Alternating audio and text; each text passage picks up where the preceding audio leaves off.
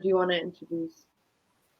Okay, I'll introduce. Okay, Nuri and Ari Jogira Jahan में बरीजिन बारी आउन जींदी हुंदी दोस्तों असां पहिरियों दफ़ो अॼु इन सेशन में अंग्रेज़ी जे हवाले सां ईंदासीं असांजो हिकु मुनफ़रिद क़िस्म जो सेशन आहे उन सेशन्स जो जेको टॉपिक आहे उहो थोरो somehow it is different from the literature, it is different from the philosophy, different from the activities what we have been doing, for example poetry and mushaira. So my dear friends and the listeners and the viewers, welcome back on this series. You know that we have started this kind of series in the starting of the lockdown system, what we have seen, because the phenomena of COVID-19 has restricted us, all the people, that you have to remain inside the doors, you have not to go outside, you have to be bounded and locked down at your homes. Then people were getting frustrated or some problems were there, so people thought that we have to get out of this situation. Then definitely all the people all around the world started this kind of activities, that you have to go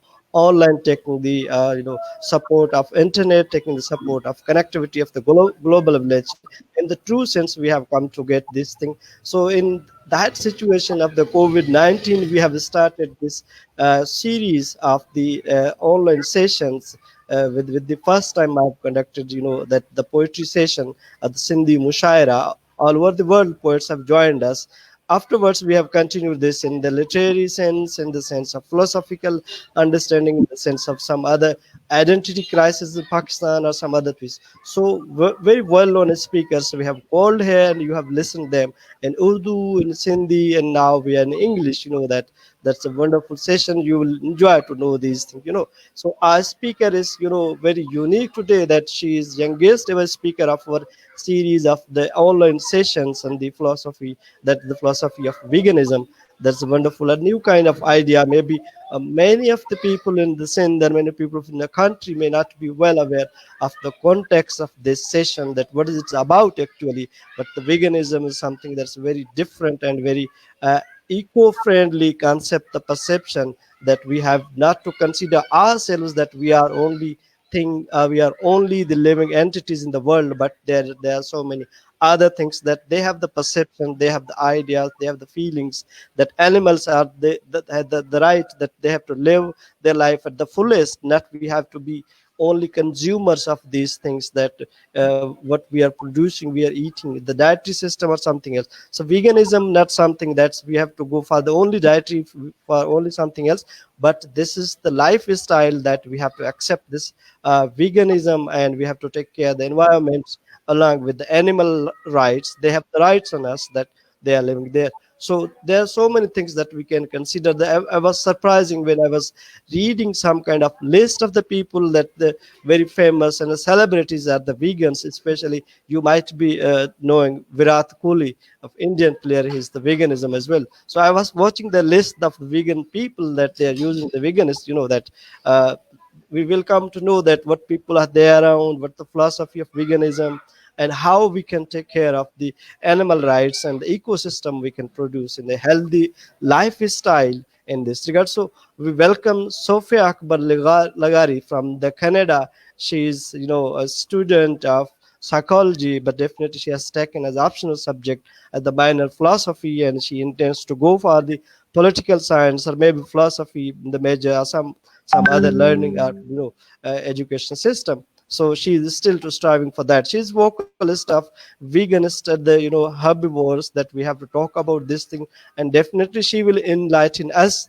that what is the veganism, and why should we adopt this kind of lifestyle, what are the benefits of veganism. Certain issues will be discussed, and we'll welcome your questions, your comments, your understandings, and what way you have to give input or output of your learning, definitely. So we welcome Sophia. Adi, you are being youngest ever speaker of our session, and you are talking on the new, the very novel kind of idea, that the philosophy of veganism is there. So we'll welcome you.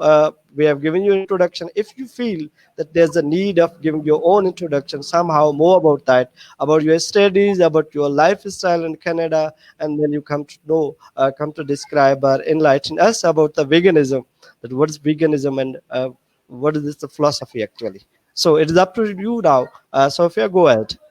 Yeah, so you said that veganism is a fairly new idea, but that isn't true, right? You can see vegetarians and vegans a very long time ago. The reason that it's not as much vegetarian anymore, it's vegan, is because in the olden days, dairy and eggs, it didn't have the impact on the world that it does now. Factory farming is the leading cause of environmental damage, takes up 70% of our world's land, it and the world's crops. There's people starving. All the crops that we use to feed the animals that simply just go to the US, we could use to end world hunger, right? And all the water and everything that it takes to produce dairy and eggs. And because of our growing population, we've had to stop eating that because we can't sustain. So veganism isn't really a fairly new idea, right? We can see from a long time ago in different cultures and different religions that a no harm kind of rule has been applied, no killing, that we cannot kill other beings, we cannot pay other people to kill other beings, because either way, it's immoral.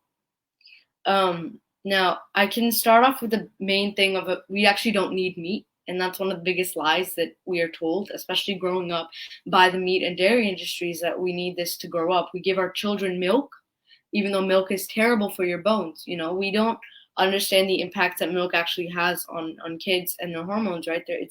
It's given to a little calf to make it into a 400-pound beast, right? We're human beings. It's crazy that we're taught to drink another species' milk. But yeah, so for meat, we actually don't need it. For example, I can talk about our intestinal tracts and compare it to a carnivore's or an omnivore's intestinal tracts, and I'll compare it to an herbivore's, because if you see, every single carnivore has very short intestinal tracts, and this is so that the meat can pass quickly without causing illness or rot. Um, and they also eat meat raw. And then you go to an omnivore's, and it's slightly longer, but it's still relatively short. But then you look at a human's, and we have the intestinal tracts of, let's say, like a rabbit or an ox. We have very long intestinal tracts. Like every other herbivore has long intestinal tracts for plants to keep the nutrients in the plants in your family. Now, if you take meat and put it with an herbivore's intestinal tracts, what happens is sickness goes up, right? And you see vegans are 45% less likely to develop cancer of the blood, 50 to 78% less likely to have high blood pressure. Oh, of developing type 2 diabetes, 75% less likely of developing high blood pressure, 12% less likely to develop cancer at all, right? They live 6 to 9 years longer as well. So, one of the biggest lies that we've been told growing up is that we need meat, and that's simply, for our biology, it isn't true. And I think it's obvious when you just look at it. When you go to a grocery store, you see meat, it's all wrapped up, right? We didn't have to kill that being, right? We had nothing to do with that life of that being. And I don't know how people can say, it's part of the food chain, or that, lions eat meat, because human beings, we're held at, I think we can agree, we're held at a significantly different standard that we hold lions, right? You can't go to court and kill your child and be like, Your Honor, a lion eats its children. No, right? We as human beings, we have a very different standard. We're not like other animals. So when they say, it's part of the food chain, number one, biologically, that makes no sense. Number two, let's say biologically we can have meat. We can sustain it, which there's very little evidence for, since it gets us so sick. The leading diseases, the causing of the leading diseases is meat, especially red meat and dairy and eggs and all those problems. Yeah, so we're taught that we need meat, and I'm saying that even if we needed meat, or if we wanted meat, if we could sustain on meat, it wouldn't be good enough because of the environmental impact, the amount of people starving, and how we're destroying our planet. Did you know that there was a study that said we would need 2 different planets to sustain the food that we eat now?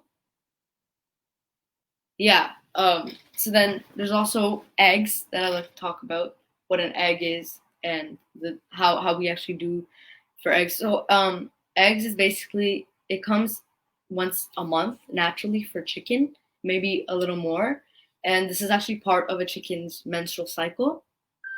And they get it around once a month, right? Like most women in all species kind of do. But what we do is we tend to give them drugs, and they'll get it like 365 days. So that's per day. And I think we could both agree that that has such a large negative impact on such a weak body. Yeah. Because what So, chicken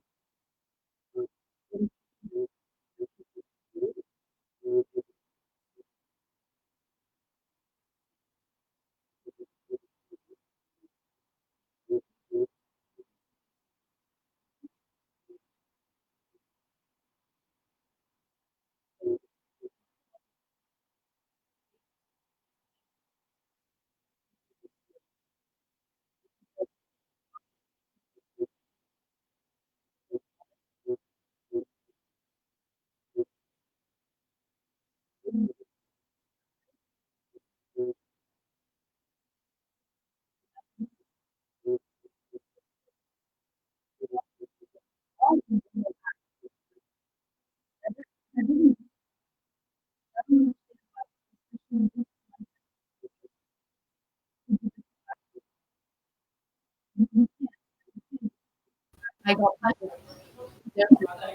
from, right? It's immoral whether or not you get pleasure from it. Yeah, we don't get eggs horrible. They have to hide from the crust. Egg itself takes 53 gallons to produce. Each egg, 53 gallons of water to produce. And by the year 2040, we're predicted to have a huge water shortage problem. And let me show you how much water vegan saves per year. It is about 219,000 gallons of water. So a pound of chicken produces at least needs 519 gallons of water to produce. A pound of beef needs 1,799 gallons of water to produce. Nearly half of the water, simply just in the U.S., is for meat, egg, So then you can compare that to wheat. A pound of wheat only requires 25 gallons of water to produce. So we can see that dramatic increase in animal products with the requirement for water, right? It uses half of the US's water. And if by 2040, we're going to have a huge water problem, this is the main cause, right?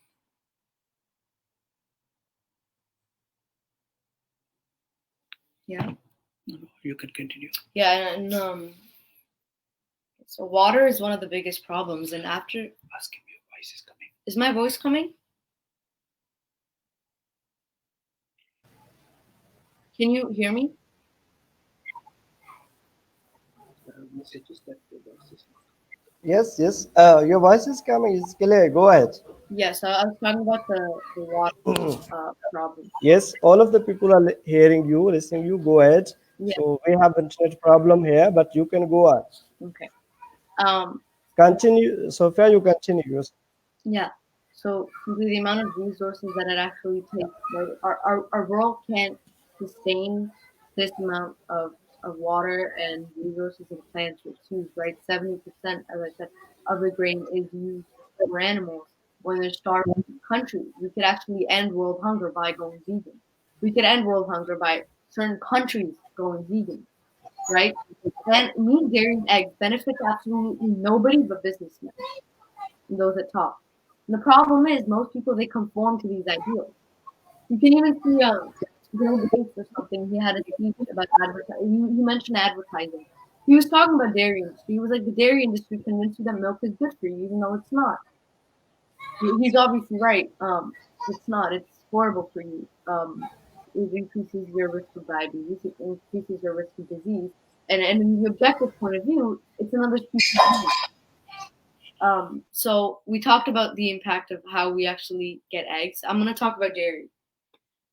Because in such a large country, and in a lot of countries, you need a lot of milk because there's so many people. But a cow actually needs to be pregnant because it's a mammal. It needs to be pregnant to be able to produce milk. So the process of getting that cow pregnant it's by definition rape, right? They insert bulls, stuff into them, and they end up getting pregnant. And what they do is, after the cow gets pregnant, they steal away its child. I don't know if you've seen videos, but it's extremely horrific, the conditions that they live in. They steal away the child. A lot of cases, they kill the son in front of her if it's a son, because they don't need men to produce milk. They'll take away the little girl, and she'll live her life in a very small cage, a very small, confined cage, until she's old enough to be raped and then have kids. And, usually they live like 20 years, 15 to 20 years. But under these conditions, they live very short and painful lives. And then if the male isn't killed at that moment, what will happen is he'll be sold for veal, which is baby cow, which is, I don't understand how veal, how we use these acronyms for things, leather, veal, when it's cow skin, it's a baby cow, right? We use these acronyms to feel better about what we're doing, to make it seem like it's something it's not. But at the end of the day, that's what it is, right? It's a living being, and we're using them like products for absolutely no benefit whatsoever other than money. Our environments can be perfectly fine. Our environment can be thriving if we went vegan. Our economies would be great. We would save millions of resources. We could cure world hunger. Yet people don't want to change something as simple as their diets. And a lot of things you'll hear is doctors saying, yeah, it's fine to eat meat, eat eggs, drink more milk. And I heard this by my doctor too a long time ago, that, oh, you're going to lack iron, you're going to lack protein, you're going to lack... First of all, there's vegan bodybuilders. That's a complete myth that we've been indoctrinated to learn, that we can't build muscle, right? There's a guy called Vegan Gains. There's Patrick Babomian. Patrick Babomian is one of the world's strongest men. And he says after he went vegan, his athletics got significantly better. There's a lot of vegan athletes. So the fact that it's not good for your body is a complete lie. Now, doctors throughout university are hardly taught how to prevent disease. You can ask this from they're very little taught how to prevent disease. What they're taught to is how to give medications. And one of the most profitable businesses is the drug industries. It's big pharma, right? They profit off of getting us sick. The doctors, they're simply part of the system. Whatever the school teaches them is whatever they're meant to learn. Because let's be honest, universities don't teach anymore. Maybe they did in the old days, but they simply don't teach us anything. They indoctrinate us. And that's what all these doctors have learned to do. Just give us drugs. And that's it. They don't actually cure sicknesses. There's a woman with cancer who went vegan and it went away. Her doctor told her, he was like, get all your things in order, because that's the way your life is going. You might as well prepare for your funeral. And her cancer ended up going away. She was also very old. So the absolute health benefits that it shows is so immaculate. Let me read you some stats. Also, bad cholesterol is only found in animal products. The cholesterol that seems to get us sick and kill us, it's not found in plants. Vegans don't have that cholesterol, only the positive cholesterol. So, like, for example, I'm happy that I'm not going to have to suffer from cholesterol. Also, my dad, he has type 2 diabetes and my mom has low blood sugar. I'm happy that I probably won't be able to get these things because 50, 75, 8% lower chance of developing type 2 diabetes. So that's some of the health benefits that you can have for it. And so meat, dairy, and eggs, each three of them, they don't really have any type of benefit, and all they do is like torture another living human being. And the reason that I went vegan wasn't because necessarily of my health. I've not really been such a health conscious person all my life, probably because I'm young. It was more the moral issue that we can't take away from the planet what isn't really ours. I think the excuse that, we're just like other animals, it doesn't fit. It's not logical. And it's certainly not ethical. Because by that logic, we can do absolutely anything if we hold ourselves to other animal standards, which we don't. We have laws and we have rules, and we have societal standards that we try to be ethical. There really isn't an excuse to be eating meat unless you're starving and that's your only option. But that's what I hear too. Some people, that's their only way of living. That is some people's only way of living, and they should be allowed to eat it. They should be allowed to go hunting, like the indigenous people and people who live in very, very small areas, and they're not close to cities. They can't even buy food. I think that them fishing is probably fine. But that excuse also doesn't hold up because most of us are privileged. We have that chance of shopping and participating in an industry that destroys our planet, that contributes to rape and murder. We have that option. But for our own pleasure, we choose meat, dairy, and eggs. That's one of my main problems for it, is that the only reason we really do it is for pleasure. There really isn't health benefits.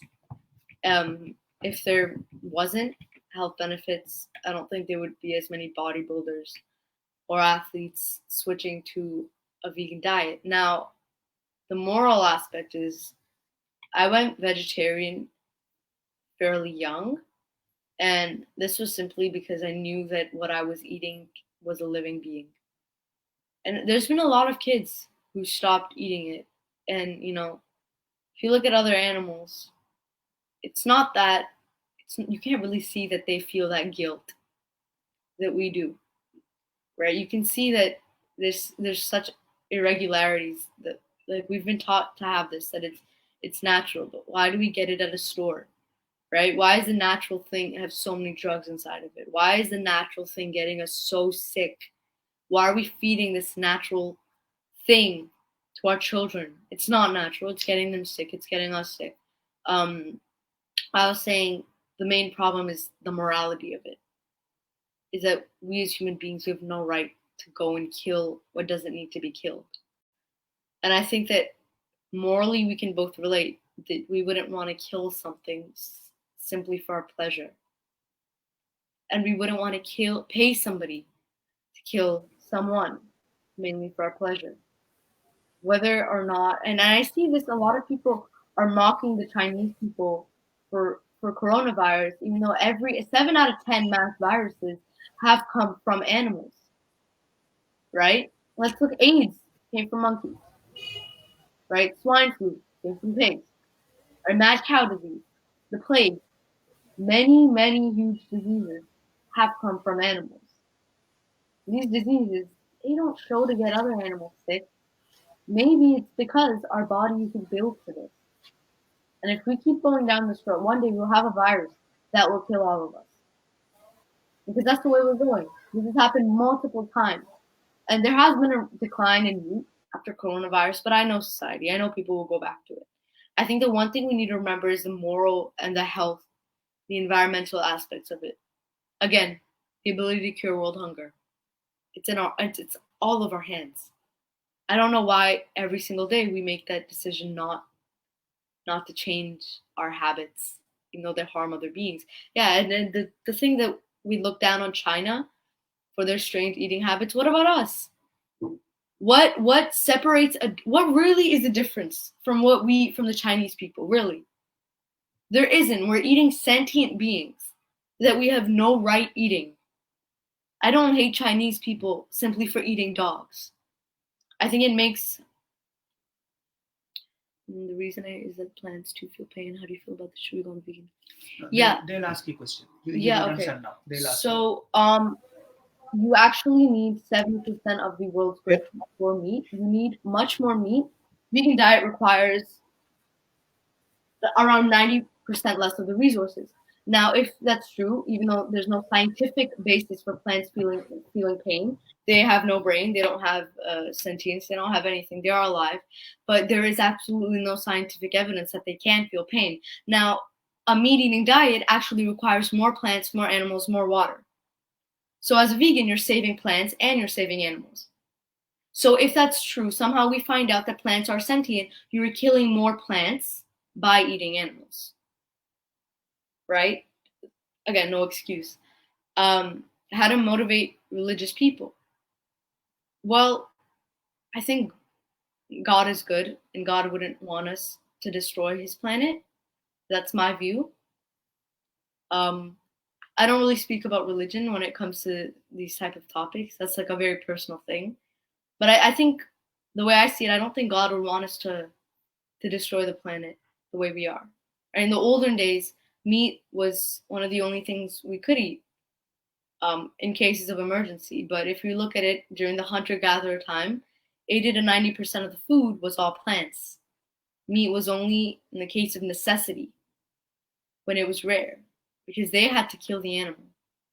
And they had a much better understanding of life than we do. And they were clearly a lot more sentient because now in this society we've kind of put animals and people in nothing but statistics, nothing but numbers. And it's kind of desensitized us to what it is. And I see this in a lot of adults as well. They'll be like, oh, you don't want to eat animals, you'll grow up and you'll eat it. And it's like, well, what about growing up makes you cruel? Or they'll be like, it's my personal choice. Well, why would you choose to be cruel? Why would you choose to participate again? Something that's rape, murder, and all those things, all the horrible things that are on our earth. Why do we pay other people to do it? That's my aspect on the moral side, right? This has been practiced for a long time. Da Vinci, even let's go back. Da Vinci didn't eat meat. Einstein stopped eating meat. I think Isaac Newton too. He stopped eating meat. a lot of people throughout history kind of realize that what they're eating has faces. And I think that when you hang out with animals, when you spend time with animals, whether it's a cat or whether it's a cow, you notice that they're so sentient and they're so intelligent that we completely seem to dismiss it. How intelligent these animals actually are. They have families, just like we have families. They have children, just like we can have children. They're so similar to us. So what gives us the right to pay other people to murder and rape them? I think that is the main. Our planet is. Okay, thank you so much. We'll come back to the questions. You continue. If you have to talk about more, rather than getting the questions, we'll get in the last of this session afterwards. If you have to say something more, because there are some myths that people believe that they don't have the senses, they don't have the feelings, means animals don't have such kind of things. That's why we human are super creature and we have right for them that we may butcher them and we may eat them, we may use them at the dairy farm or something. Another report, another question I'm asking that I came to know by a report that every day we are getting out of some 200 species of the insects or something else. They are getting out and they are extincting from this world. So what would you say about the other species in the globe, in the world, and along with the senses, the feelings and emotions of the animals, if they have, what do you think about that? There is no scientific basis of animals not being able to feel pain, not being able to feel sentience. We can simply see this by observing them. I don't know where people can think that they don't feel pain and they don't feel sentience, and the fact that we're stronger and the fact that we're bigger means that we have every right to do these horrendous acts. I mean, how would we feel if if aliens came down to Earth and they locked up all of our women and they milked them, they raped them and they milked them, right? And they killed our children for meat. This is what we do with veal. And they killed our sons because they were completely useless to them. That's what the egg industry does as well. When they have male chicks, they throw them in grinders, and that's how a lot of chicken nuggets are made. Grinding up living human beings. Imagine if they started doing that to our little boys because they're simply smarter than us. They're simply more superior than us. Doesn't matter if we're more superior. We're also more superior to children. We are more superior to children. That doesn't give us a right to hurt children in any way. And people talk about the animal. A lot of animals die. 3 billion animals are killed by the meat, dairy, and egg industry. That's a lot per year. 3 billion per day. And that number completely shocked me. Now, as you mentioned, there's other animals going extinct. Yeah, a lot of foxes and a lot of wolves have to die to actually create the land, to actually completely kill the entire forest for this. A lot of chemicals are used that kill a lot of insects, and a lot more plants are used for meat. A lot more plants. Let me find out if I wrote how many more plants. It was an extreme amount. I may have forgot to write that down.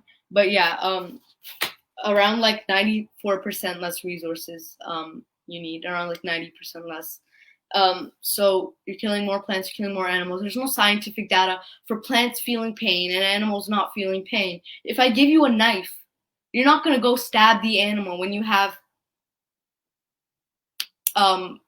wheat right there, or you have beans, right? You're gonna be like, I can stay. This animals rights activist Gary Yourofsky, he made this analogy. He's like, you take a child and you put him in a cage with a bunny and an apple.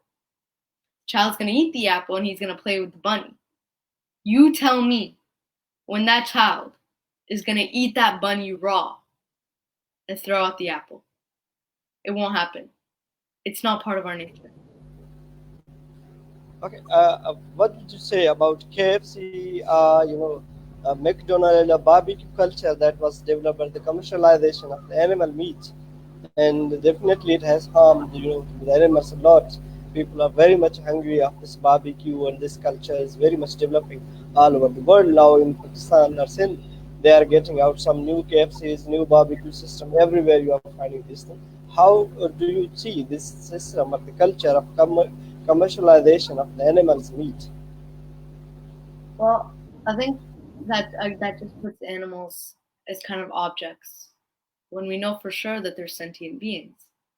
Um, Obviously, I hate the commercialization of it because we're told to eat it. A lot of people simply see it as nothing. They just see it as simply a nice choice that has no negative effects. But everything we do has serious negative effects. As intelligent beings, I don't see how we can ignore that. I think that this is one of the worst things that because meat is so cheap nowadays, they don't care about poor people, right? If you see what's in a Big Mac, you're gonna be frightened. It's hardly meat. It's I don't even know what it is. It's just plastic. It's disgusting chemicals that get us addicted, that get us sick. And it's treating people as nothing but products. And a lot of the people who rely on McDonald's are poor people, right? A lot of they don't have the resources, and this benefits no one but the elites that are on top, the doctors, big pharma, the businessmen, the politicians. This benefits no one. This doesn't benefit animals. It doesn't benefit our world. And yeah, it's not sustainable. I think it's just horrible. And the more plant-based products come in, the lower their price gets. In capitalism, the more of a product comes, price tends to get lower. That's exactly what's going to happen if we end up doing the switch. Yeah. So we take questions now. Would you like to talk about Pythagoras' concept of this? That in every meat there's the spirit of the animals, so it should not be eaten. That's prohibited in the school of Pythagoras that created the circle. So would you talk some philosophical aspect of this thing, including environment-friendly ecosystem? Uh, then we'll come to the questions of these people who are asking again and again. They are definitely the basic questions as well. Well, I don't know too much about why Pythagoras was like that. I know that he did find that animals had sentience, and I think it's true. I think that they do have souls. I think that there's no way that we can have souls and they can't have souls, because at the end of the day, we're all belonging to the earth. Humans aren't so superior. We're not so different from the animals. We're smarter. We were held at different standards, but biologically, there's nothing that separates us so crazy. We're just cousins of gorillas. We're just cousins of orangutans. That's simply what we are. I think that if we have souls, they have souls. And I believe we have souls. I believe our souls do go somewhere. Energy cannot be created nor destroyed. I believe that one day we will all meet our maker. And I believe that with animals as well. I believe that they have just as much soul as we do. I believe an insect has just as much of a right to live as we all do. We shouldn't kill it because it's unneeded for us to be there. Because we wouldn't like that done to us. That's the reality. Do unto others as you would do to you. That's basic morality. It's a bit of selfish morality, but it is basic morality. You wouldn't want to hurt other people because you think you're smarter than them. You wouldn't want to hurt disabled people because they're lower than you and because you're smarter than them and because you have more ability than them. It gives you no right. The question is morality versus immorality. Morality, save the world. Immorality, pleasure. And when is pleasure an excuse to do something bad? That's wonderful, but there is a myth that in the people of the low economy in our rural side, they believe that domestic animals are only for our support. Definitely, they have to rear them, and then when the animals are grown up, they are selling them and they are getting economy and support for their family support. And because of that, they are rearing these kind of animals, and definitely there's not any other use except of this thing. They are spending the money. They are crop or a lot of the things they're spending for the animals. They should grow up, and afterwards they are selling those. Then people are using for this kind of barbecue or for eating or some other purpose. So how can we substitute provide to those people who are rearing the animals and getting the economy and they're supporting their families in the poverty? So that's definitely one kind of question that we can have the economy of the poor people. Yeah, so poor people they lack a lot of things that we have. And as privileged people, as I said, is the more demand for a product is the more product we're gonna get. As and come on, me and you, we have that chance to switch. A lot of poor people, they don't have that chance to switch. So as we switch, these products get cheaper, and they get a right to have a lot cheaper food. They get to be a lot healthier. As I told you, we can cure hunger. We can help those in poor simply by changing to a plant-based diet, by the less use of resources. So when these poor people, as I said, I think that for survival, it's completely justified. It is completely justified, and I think that we should encourage those people to, sell plants. I get that they're still gonna have to sell animals, but lower it. People, as if they start buying more plants, the less need for meat comes, the less they're gonna be killing them, right? Okay, a wonderful response. Final question from my side, Sophia. You have given a lot of good insight on this animal rights. But one thing is that, is meeting it psychological or physical need? What do you Sorry? believe? Could you repeat that? Is meeting it psychological or physical need? There is no need. There shouldn't be a want either. There's absolutely no benefit. And I don't get how there can be a psychological need by eating an animal that had such a horrid life, that came to such a horrid end. If you eat the meat and chaos and destruction, what do you think you're going to be putting out? Why are we feeding herbivores and maybe omnivores? Why are we feeding beings that don't need dead animals? Right? There's no psychological, there is no physical need. Right? There wouldn't be vegan bodybuilders if there was a physical need. They wouldn't be healthier off if there was a physical need. What there is a psychological want. There's the id that we are focusing on. That, oh, there's all these excuses, and it's crazy that we make so many excuses so that we can do something more. I think that's one of the worst things after going vegan is what I've seen, is that people want to make all these excuses, and all the arguments, they've been debunked because they're such common saying. Like, I'm sure I can change your mind. I'm like, I've heard this 1,000 times. You probably never heard this. And it's like the way people try to justify the killing. You can tell them this is destroying our planet. You can tell them it's needless killing, and they will still be like, we're smarter. How does it justify anything? Can we eat dogs because we're smarter too? Right? Societal standards aren't always moral standards. Okay. One more thing is that, if eating meat is not allowed, is for the sake of pleasure from the human being, but what about the animals which are carnivore animals? Then they are eating to other animals. Okay, So because they're carnivores. it may not be the pleasure for them. It may be the physical need for them. It is a physical need. It's simply a physical need. Obviously, they get pleasure because that's food, but that's mainly a physical need. If you look at nature, herbivores don't go out of their way to just go and eat. Gorillas, elephants, some of the strongest animals, rhinos, they don't eat meat. Some of the strongest animals, they don't eat meat. It's simply a need for them. It is simply a need for them. We don't have meat. We don't have the needs that they have at all. We can't compare ourselves to them. We don't. We live in these homes that we've created, that we pay other people to create. We have very different systems than they have. No real standards. Simply necessity for them. So people, because of their own pleasure, they are comparing the needs of animals. That if they are doing, why can't we do as the rule, the principle of this ecosystem? So they believe that this is the same. Human beings are eating the meat. This is the same, like the carnivores, omnivores animals are doing. So we have to do those things as well. So this can't be the justification. Rightly, you have pointed out. Wonderful. Now we have to go to the questions, and the first question came from Hadiya Aslam. She's asking about how to motivate the religiously motivated people not to consume meat. And then the reason I hear against vegan is that plants do feel pain. What do you say about that as well? Definitely, that was the question when you're believing that in the organism, that animals are the living things, and definitely plants are as well. They're living things. Then how do you believe that they have the sense, they have the feeling as well?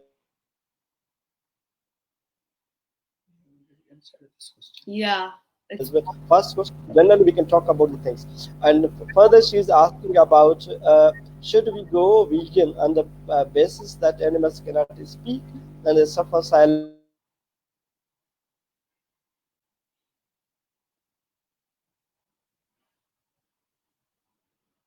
It's paused. Yeah, wait.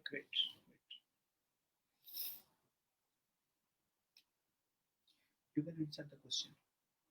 Okay. Definitely in the Um, I kind of already did answer this. I'll answer it again. As I said, for me, God is morality, and God is good. I don't think God would want us to destroy or pay other to kill and rape needlessly. Um, Again, more plants are used for the production of meat. If they did feel pain, with no scientific basis that they can feel pain, they don't have a brain. They don't have anything that can possibly make them feel pain. There's been multiple studies done on this, but there's been undeniable proof that animals can feel pain. And by eating animals, more plants and more animals are consumed, more death is necessary, right? And some Jainists believe that we shouldn't even eat plants. I believe that's completely false as well. We need to do whatever benefits our species. And if we look at the gladiators, they were mainly plant-based as well, right? This is what benefits us. This is what gets us less sick. Yeah, so I do think we should go vegan on the basis that animals cannot speak and they suffer silently. But I don't think they do suffer silently, because if you look at the videos, they're screaming uncontinuously. They're screaming so much. And they're not silent. It's just we choose not to hear them. And that's even worse. And then I had this talk with my mom's friend, and she was like, I explained to her all this. She said, but when you're cutting a carrot, you're torturing a carrot. I'm like, go cut off a dog's leg. I dare you. Go see it. Go see the reaction of that dog. Right? Any living being has a right to live. We can't determine whether or not they have the right to live. Naturally, of course, in our way, we're going to end up killing animals. Of course, when we walk, there's going to be a few ants living. That is a price for us living, right? Everything we do has its thing. But when we go out of our way to kill, that's where the immortality lies. There comes another question from Sheeraz Nizamani. Our planet is disturbed due to the pollution, the use of chemicals, which are creating health issue. So how we can maintain the nature environment and the ecosystem along with these things and activities? This is somehow, irrelevant to the discussion of the session. But if Sophia, you want to answer this question, it's a very genuine. Well, veganism is the single best way to save our environment, to save our planet. I don't know what you mean by along with these things and activities. Veganism is an activity. It's a lifestyle. It's a lifestyle that involves no killing, right? It's no manipulation. It's no exploitation of living beings. As I said, we wouldn't like our mothers. We don't want to see the things that happen to animals' mothers to our mothers. Right? We're not so different. We all feel. At the end of the day, we all have universal feeling called love. Yeah. Okay, there comes another question from Nazar Ali Soomro. What was the reason human beings started eating animals? Of course, in the beginning it was because of the lack of food. But if there any need to do it in 2020. Yeah, so it was the lack of food. Most of our food was foraged. It was plants. There is no need to be eating it in 2020. There may be a necessity for certain people, very poor people, which actually comes from the meat and dairy industry, taking away all the crops that they could have been eating, right? If we look, like 70% of our world's grain is feed to rich countries when there's people starving. This is the fault of meat and dairy, right? There's no need to eat it. It only came out of necessity, and that's it. And if human beings weren't as intelligent, we probably would have died. We learned how to cook and we learned how to do these things. I'm happy that we did. Actually, I don't know if I'm happy that we did, but we did do that. We survived solely because we had to do other things. That doesn't mean that something for survival is good for you. Okay, there comes another question from Hadiya Aslam. Well, you have been saying that meat and animal products cannot be eaten in an environmentally sustainable way, and meat and animal products cannot be healthy for a human body when eaten in balance. Correct. Correct me if I am wrong, but I personally think we can eat them in a sustainable way and maintaining a balanced diet and its effects on our health. So if you are talking about in the maintaining way, that we have not to eat a lot, but if we have to create the balance between eating meat and the crops, we have to create the balance. She says that she has understood like that. if she's right? She's not. So here's why I think that it's not a little bit of murder and a little bit of rape, right? It's not a little bit of immortality, just a little bit, because it's not too bad as long as we don't do it too much. All right. Again, if you're right eating it in a very small way, why are you getting sick from it? Why are people still getting so sick from it? Why is it the leading cause of heart disease? Why is it causing diabetes? Why are vegans so much healthier? Why are they living so much longer? Right? We've been taught to eat this by businesses. I think that's the most dangerous thing is when people teach us things simply for product, for produce, for what's it called, to get money out of us, right? We're listening to businessmen who are like, buy this product, and we're like, wow, this man, he must know what he's talking about. Yeah, no, you can't. Maybe you can not die as early, you can not get as many sicknesses, but there's still the moral issue with it. So you are completely against the tradition of eating meat, not a little bit or somehow, not create a balance of Yeah, I'm eating the meat. completely against the unnecessary eating of food. Okay. Similarly, there comes a from Mohammed Raji Saab. If we don't eat animals, then what about livestock business? I have talked about earlier in the thing that people are surviving, mostly the poor people. They're rearing up the animals, domestic animals, and then they're earning some kind of money. So it is called the livestock business, and livestock department is here. So what we talk about the livestock business, the people's survival. Mostly you have given the answer, but again, somehow, if you want to say something. I mean, there's that necessity, but it's all about what we demand, right? If we demand more plants, we're going to get more plants. These people are going to stop selling it. They're not selling this for fun. You know, most people are not just killing it. And if you look at the people who are doing it for necessity, a lot of the time they don't even like it. That's how we came to start eating dogs, right? Or that's how the wet trade started in China, right? Eating all these wild animals because they had no other way. And I think that's such hypocrisy that we look down on it, right? It's, oh, eat this, but don't eat that. No, it's not necessary. The less meat we eat, the less need is going to happen for this. So what about the livestock business? It's completely useless. Why are we caring about businessmen? Why are we That's caring good. about food? That's good, wonderful. I come to know that many of the terminology you're using might be political as well, for exploitation, other things which we're talking about. So they might be very close to the political, and it can be the new political, like gender politics. It is the environmental politics, vegan politics as well. But definitely, it's very much important for the ecosystem. What you're talking about. There comes a question, comment from Ravi Wadhwani. Well, bitter truth is that we are polluting their food, for example, plants by extensive use of chemicals. Yes, release of the toxic materials from the factories, etc. One way or the other way, we are gonna kill poor animals as a superior of all the creature. A huge responsibility comes on us. Wonderful answer. Definitely, we not only killing those animals, we are making their water polluted, the food polluted by using the chemicals in those things. You know that it's harmful not only the health for the human beings, but definitely it's harmful for the animals as well, not only for ourselves. So, what would you comment about this?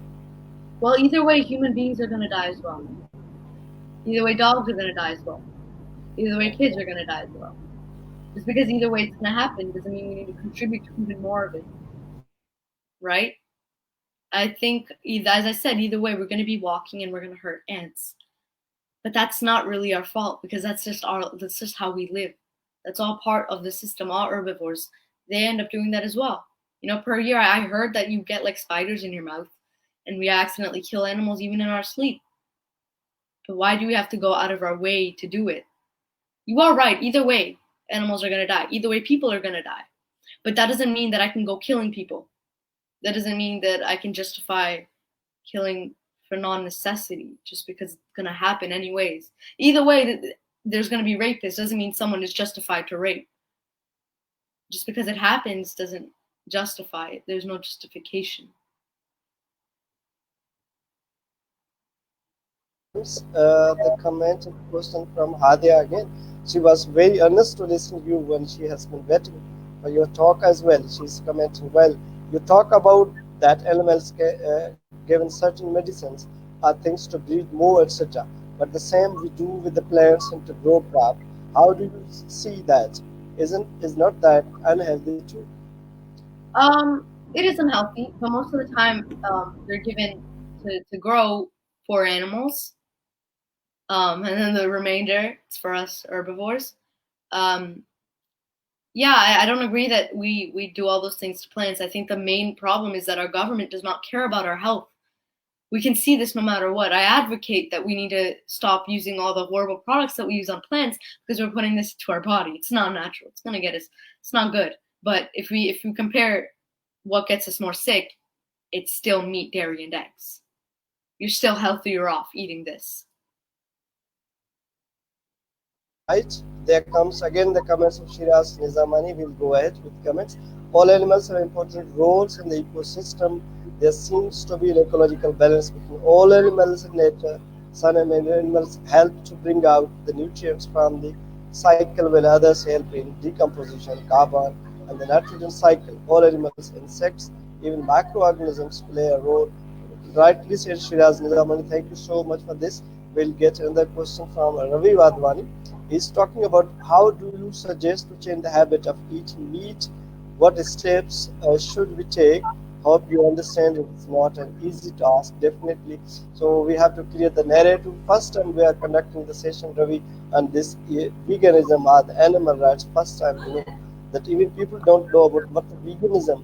When I first time put on the Facebook that we are going to have the session on veganism, they was talking about that veganism. So what would you say, Sophia, about this Ravi Wadhwani's comment or suggestions he's getting? Well, I'm not saying it's the easiest task. When I stopped eating meat, I was in Pakistan. I was in a culture that all it did was eat meat, right? The killing of animal was very justified to them, in the place that I was. I know it's not the easiest thing, but it's not the hardest thing either. Changing your diet's not so hard. People go on diets all the time for their own selfish reasons. Why can't you go on a diet to stop murder? Um, I know it's not easy, but when is the easy way out the moral way out, right? It's not. I think killing people is easier than having to raise them, right? I can compare this to another issue, like maybe abortion. Some people don't agree with abortion, and I think that they're correct because it's a living being, and just because it's easier to kill a living being doesn't mean that living being didn't have the right to live because it's easier for you. So I'm saying, I appreciate that he asked that question actually, because that sounds like maybe he is interested in maybe changing habits, whether it's for health or animals or environment. That's good. Um, how do I suggest that we? Well, there's meat substitutes. There's Beyond Meat. I don't know what there is in Pakistan. Here we have Beyond Meat. You can actually start making your own meat substitutes at home. It tastes just like meat. Subway has Beyond Meatballs. So fake meatballs, fake meat. It's very delicious. You can make your veggie patties. You just have to really replace your food. And I would suggest that if you're first going vegetarian, to watch the iron intake, because vegetarians have lower iron than vegans because vegans, they eat all plants. Vegetarians rely more on eggs and dairy. Don't rely on eggs and dairy because they have low iron, high cholesterol.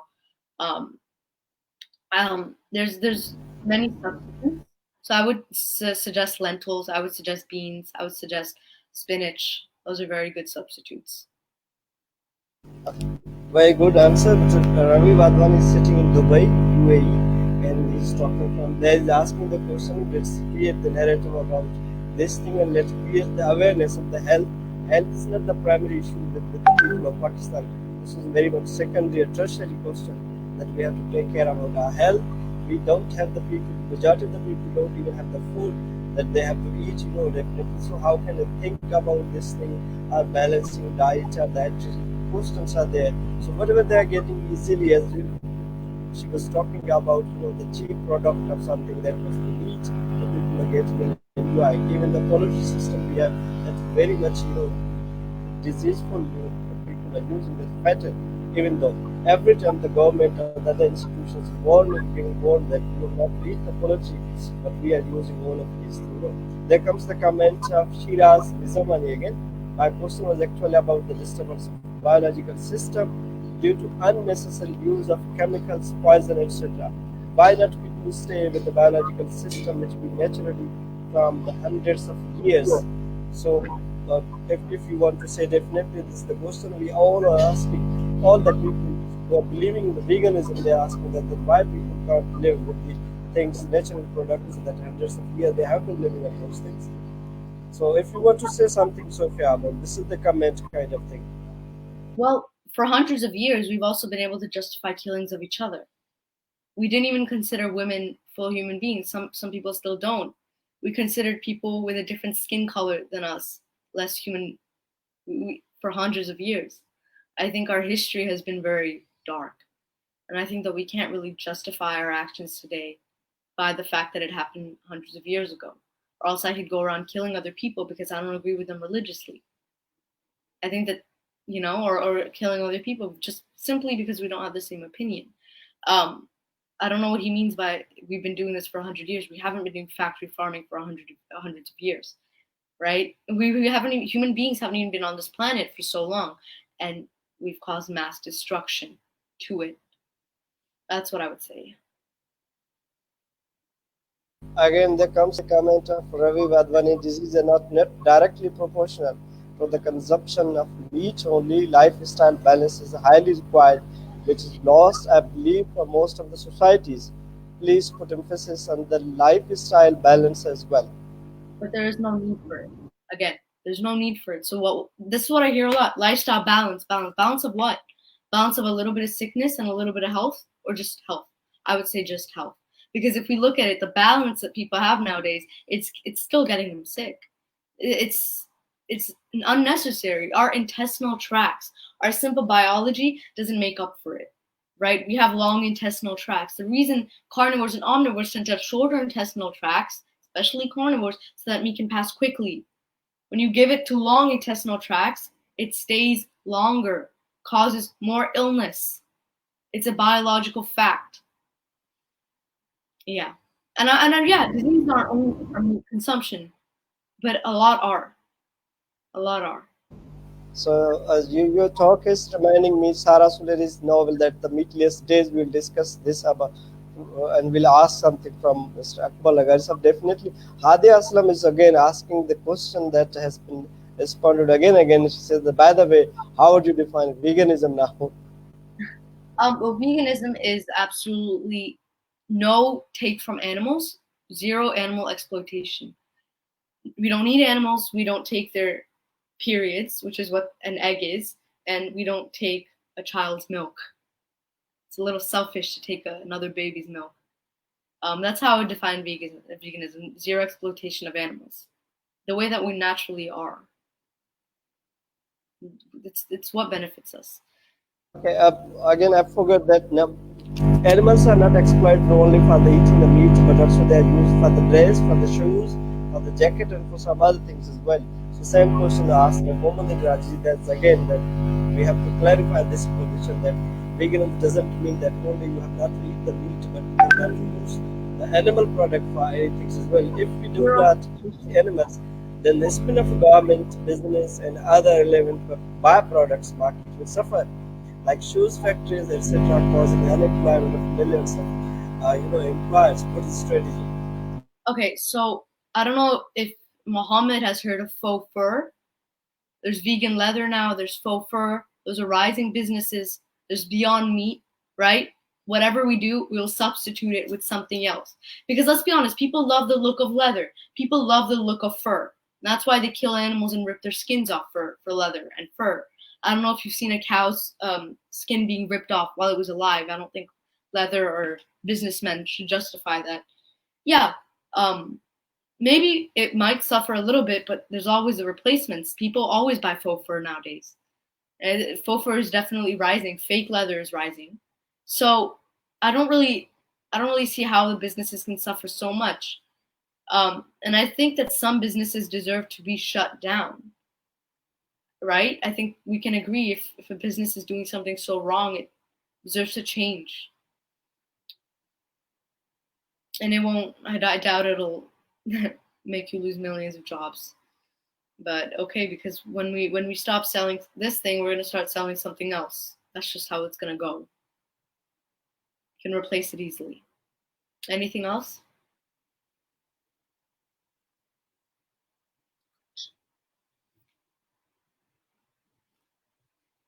Where'd he go? There was some problem. So Yeah. if you have to add something, you can. I don't know why we care so much about product markets. What are the disadvantages of eating meat? Well, heightened chance of cancer, as I said, 45. We're 45. I'm 45% less likely to get cancer of the blood. 75% less likely to get high blood pressure. 78% less likely to get type 2 diabetes. What are the disadvantages of eating meat? There's many. It causes sickness, and you can search this up yourself. Sure, you're gonna find 1 or 2 articles about veganism is bad because you lack the nutrients. Well, a lot of people lack the nutrients on a meat-based diet. A lot of my friends are iron deficient, and those friends are eating meat. And in my blood test, my blood is very healthy. So the only problem with veganism would probably be that maybe you don't eat enough. But I don't know, meat eaters still lack all nutrients and a lot of nutrients. This is very traditional narrative that the people are creating, especially for the business. So the lives of animals shouldn't be the concern of the businessman. It should be the concern of the whole perception of the human beings that we have to be in the equal ecosystem. So this is the same question. Again, Ravi Wadhwani says that I think you didn't get my point on the lifestyle balance. I have seen a case of vegan who has got severe heart attack. Hence, you cannot say the vegans are more healthier those days. Now, balance means that they should know the consumption balance, what and how much to consume. So Okay, he's because talking about even the vegan can get the heart attack as well. Heart attack is not. definitely. They're not invincible because they're vegan. They're still human. Okay, so because you knew a vegan who had a heart attack, that's called anecdotal evidence. Your own experience or somebody else's experience that you know, but the experience statistically as a whole, it doesn't add up. As a whole, vegans do live longer. As a whole, vegans do get less disease, and this is undocumented, this undeniable proof. There's a man called Dr. Bernard. He's a vegan doctor, and he talks a lot about the health benefits of it. Suppose when we all go vegan, Muslim. Most of the land will be used for farming, and why would you people support animals to farm them if they have no use of, and as we are selfish? So we have been discussing the things as well, that especially the livestock and the business of the people, poor people who are rearing up the animals, the domestic animals. So it is related to the same question as well. So I don't think there's a need if so far you feel that we have need to answer this question. But again, because Amar Singh Rai which is talking about the Sophia Sindhi में कुछ समझाए बात better now, so the people might getting difficult to understand the language, and they are saying that they wish that at least you would have talked about in Sindhi language. So I think you got it. Sorry. Okay, thank you so much. And there's some very questions or some comments. Nice discussion, good way of learning. Things are too many for discussing the particular topic, but I think all aspects should be discussed with the logic of the questions. We have discussed as well. I don't think what does it mean? Well, logic of the questions. So we have the random questions, whatever we have gotten, and we have answered these questions as well. And thank you so Didn't I answer them slightly logically? Did I? I tried to. I tried my best. So it was a good thing that a lot of things we have gotten from you, Sofia. Thank you so much. If Akbar Saab is there, if we may talk some of the things with the Akbar Lagari Saab, then definitely we have to get out and wrap this program. If sir, you are there. Oh, my dad says thank you very much. Okay, thank you so much, Sophia. Finally, if you have to say something about this session, the questions, the people's comments, they were asking from you, they have gotten your answers as well, and their comments. If you have to say something more in addition to what we have the questions, what you have to talk as well. Oh, yeah, concluding remarks. I think in natural setting, proper balance is suggested. Again, it's not a proper balance. You don't need it. Gets you sick. If I have a proper balance of cigarettes and nice food, it's better. I mean, it's better if you just don't do it at all. If it's getting you sick. Again, why are you still excusing? Why are you using proper balance? Proper balance is still getting you sick. So as I conclude, it's I think people need to be aware of the lies that they've kind of been indoctrinated to believe, that even I believed for a long time, that we need another species milk, that we need that it's natural for somebody to kill an animal, transport all the way here, wrap it up, and for us to cook it and put spices. Does lion cook and put spices? Um, it's not logical. We don't raw eat it. Our biology doesn't help it, and I think that we need to learn that a lot of the things that we are taught, just because we have them objectively and that's what everyone's been told. I think when everyone believes something, no one is thinking, right? Groupthink is one of the biggest problems we have in all societies. We see that this is why immoral acts go on for so long, because all society together, they say that, oh, this is justified, other people do it, I do it, and then they use these kind of things that have been debunked time and time again, that they don't really put the time and effort to see the other side. um yeah, that's all I would like to say. Thank you so much, everybody, all the viewers and the audience. You have listened, you have asked the questions as well, you have commented. Thank you so much for everybody. And thank you, Hadiya Aslam, you asked from my convincing that how much I'm convinced from Sophia. Definitely, she has talked very well and she has enlightened us about the veganism, that what happens.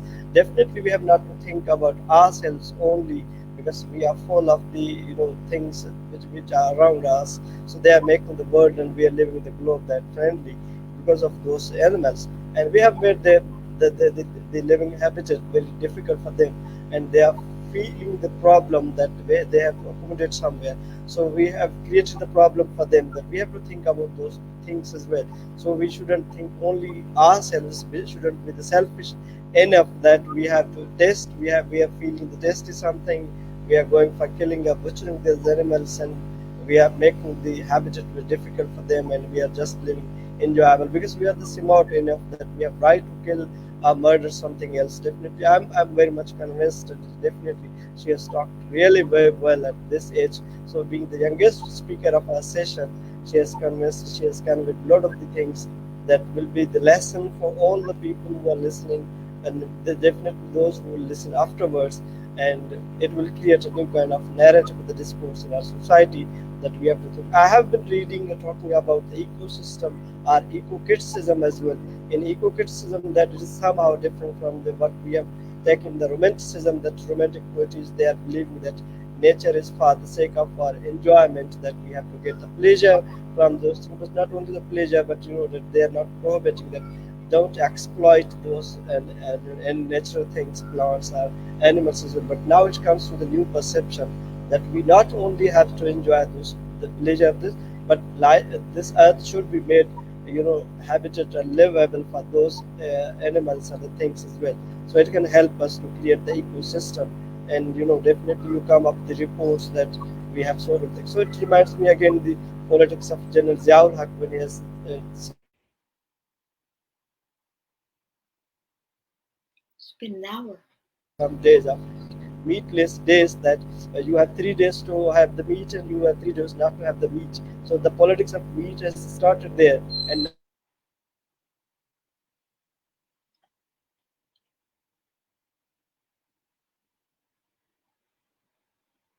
started there. So now the politics of meat has started there, and now the business of meat has started there.